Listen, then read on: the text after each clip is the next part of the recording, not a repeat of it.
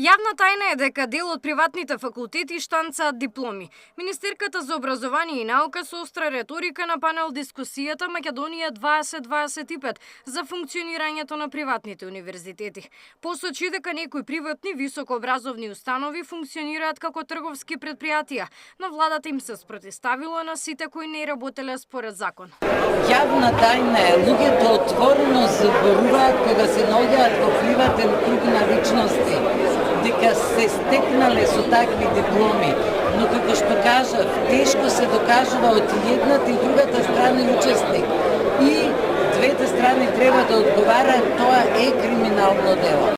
Подсети дека клуч наврата има за 13 институти, а десетина други се под мониторинг, дали правилно работат.